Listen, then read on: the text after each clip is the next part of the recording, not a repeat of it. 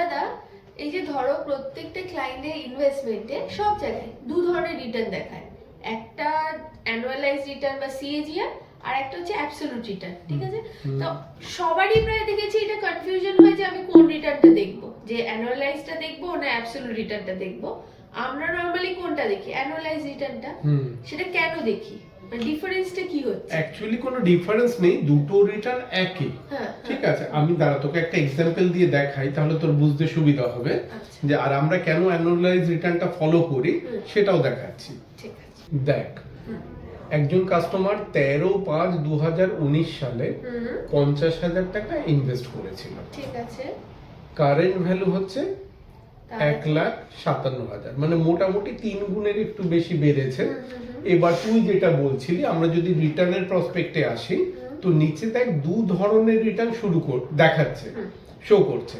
তো প্রথমে অ্যাবসলিউট রিটার্নটায় আয়, যেটা সেকেন্ড রিটার্ন দেখায়, সেটা হচ্ছে অ্যাবসলিউট রিটার্ন। আচ্ছা আচ্ছা, এখানটায় 50,000 টাকাটা বেড়ে কত হয়েছে? 1,57,000। তার মানে অ্যাকচুয়ালি কত গুণ বেড়েছে? দ্বিগুণের একটু বেশি বেড়েছে। হ্যাঁ, তাই তো, মানে 200%। 1 লাখ টাকা মতো বেড়েছে। হ্যাঁ, তার মানে 50,000 টাকাটা 1 লাখ বাড়া মানে 200% বেড়েছে। 100% বাড়লে ওটা 50,000 টাকাটা 1 লাখ হবে, 200% হলে 1.5 লাখ হচ্ছে, 200% এর উপর বেড়েছে। ঠিক আছে। তো এখানটা যদি এক্সাক্ট ফিগারটা তুই দেখাস, এখানে ওরা এক্স্যাক্টলি শো করে কত পার্সেন্ট বেড়েছে। মানে অ্যাবসলিউট রিটার্ন মানে অ্যাবসলিউটলি টাকাটা কত বেড়েছে, মানে 50,000 টাকাটা 1 লাখ, এখানটায় 57,000 কিছু হয়েছে, তার মানে ওটা বেড়েছে। এখানটা দেখ অ্যাবসলিউট রিটার্ন পরিষ্কার শো করিয়ে দিচ্ছে 214% টাকাটা বেড়েছে। এটা আগে ক্লিয়ার হলো। 50,000 টাকাটা 1,57,000 হয়েছে, মানে 214% আমার টোটাল বেড়েছে টাকাটা। এবার যে বললাম টোটাল টাকাটা বেড়েছে, সেটা কত বছরে বেড়েছে? সেটা 2019 থেকে এটা 2025, মানে 6 বছর। 6 বছরে টাকাটা দ্বিগুণের একটু বেশি হয়েছে। 3 গুণ। 3 গুণের একটু বেশি হয়েছে। ঠিক আছে, তাহলে এটা 3 গুণ বেড়েছে ক বছরে? এটা বেড়েছে 6 বছরে। 6 বছরে। এবার যদি কাস্টমার জানতে চায় আমার বছরে তাহলে কত পার্সেন্ট করে বেড়েছে?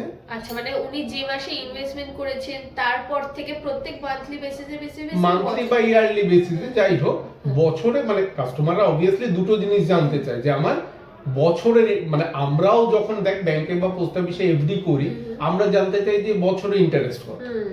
তো এখানে মিউচুয়াল ফান্ডেও সবাই ওটাই প্রেফার করে, বছরে ইন্টারেস্টটা কত পেল।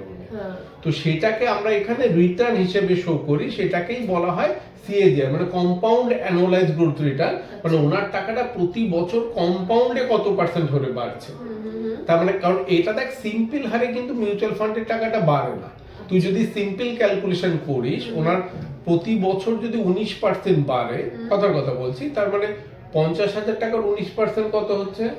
50,000 টাকা 5,45, ওই 4,500 এরকম। 4,500 করে হচ্ছে। তাহলে প্রতি বছর যদি আমি ধরে নিচ্ছি 5,000 করে পাচ্ছি, যদি সিম্পল ইন্টারেস্ট হতো, তাহলে 5,000 করে এবার 6 বছর যদি হতো, তাহলে কত টাকা বাড়তো?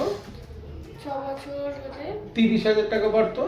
তাহলে অ্যাকচুয়ালি তার 50,000 টাকার ভ্যালুটা বেড়ে হওয়া উচিত ছিল 80,000, কিন্তু যেহেতু এটা কম্পাউন্ডে বাড়ছে, ওই টাকাটা কিন্তু 200 গুণের বেশি হয়ে গেছে। তো এটাই হচ্ছে মিউচুয়াল ফান্ডে কম্পাউন্ডের মজা, মানে উনি ইয়ারলি 19% কম্পাউন্ড রিটার্ন পেয়েছেন, যার ফলে 6 বছরে ওনার টাকাটা দ্বিগুণের বেশি হয়ে গেছে।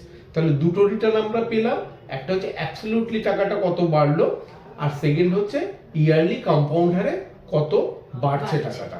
আমরা যখন কোনো কাস্টমারকে ফান্ড দিই বা আমরা যখন ক্যালকুলেট করি, আমরা চেষ্টা করি যে ইয়ারলি রিটার্নটাকে বা কম্পাউন্ড রিটার্নটাকে ট্র্যাক করা, কারণ ওটা যদি বাড়তে থাকে বা আমরা বাড়াতে পারি, বা আমরা বাড়াবো মানে মার্কেট বাড়াবে, আমরা ঠিকঠাক গাইড করতে পারি, তাহলে কিন্তু অ্যাবসলিউট রিটার্নটা অটোমেটিক্যালি বেড়ে যাবে। কম্পাউন্ড যত বাড়বে অ্যাবসলিউট রিটার্নটাও বাড়বে। তো আমরা নরমালি ওই ইয়ারলি রিটার্ন বা কম্পাউন্ডেড রিটার্নটাকে ফোকাস করি, অ্যাবসলিউট রিটার্নটা তো অটোমেটিক্যালি হয়ে যাবে, কিন্তু দুটোই দুজনের দিক থেকে ঠিক।